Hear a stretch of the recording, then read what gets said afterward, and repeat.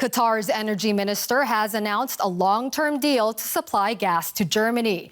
2 million tons of liquefied natural gas will be delivered annually from 2026, with the deal set to last at least 15 years. The agreement between Qatar's state energy company and U.S. oil giant ConocoPhillips will see LNG delivered to Germany's northern Brunsbüttel terminal. Germany has been scrambling for new sources of gas to replace Russian supplies in the wake of the war in Ukraine.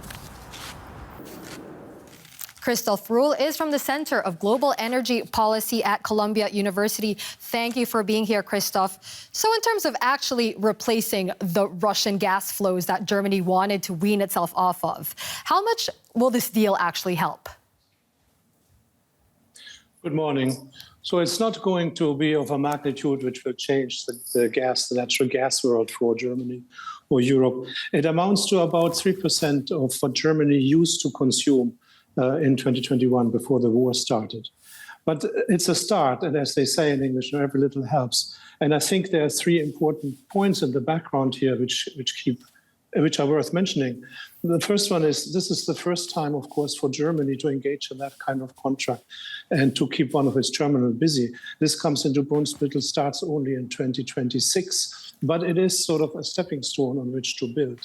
The second is it's not only a first for Germany, it's also a first for Qatar, not only in delivering to Germany and working with Germany, but it's also coming from a new segment of the North Field, which is what they're just trying to produce, that gas together with ConocoPhillips. This is how the American company fits in that deal. And the third one is the most important one. There was a lot of haggling, not so much whether Qatar were capable or willing to deliver gas and whether Germany was capable and willing of taking it, but about the length of the contract for many reasons. And with 15 years, they have now agreed on a contract length which is considerably above the short term which Germany wanted and considerably below the long term Qatar wanted. Qatar wanted to use the current price levels to lock in a contract much longer term. They have, at the same day, announced a contract with China for 27 years. Right. So you can see that between 0 and 27, Germany hit right in the middle. Now, just because you mentioned the length of the contract, we are still talking about a long-term contract, even though it's not as long as the Qataris wanted. We're still talking about 15 years. What about Germany's climate goals? Doesn't LNG then endanger those goals? That is a very interesting development here.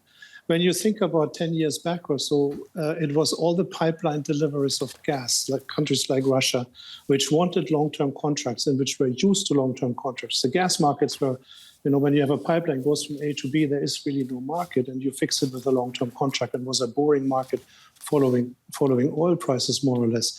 It was only with the emergence of liquefied natural gas that suddenly gas could be delivered everywhere and coming from everywhere, like the oil market. And as a result, market pricing was introduced for liquefied natural gas, and the shipments would go all over the place, and price volatility resulted, which was unknown of before in gas markets, as countries competed for deliveries and exporters competed for customers. And again, it was the shippers with gas pipelines like Russia who wanted long-term prices and who didn't like the short-term prices. Now prices are so high that the deliveries of LNG like Qatar are the ones who want long-term contracts because they want to lock in those long prices. And customers like Germany want shorter-term prices. But for climate change, I mean, it's probably unavoidable to switch to gas to some extent because the energy transition will take longer than we planned.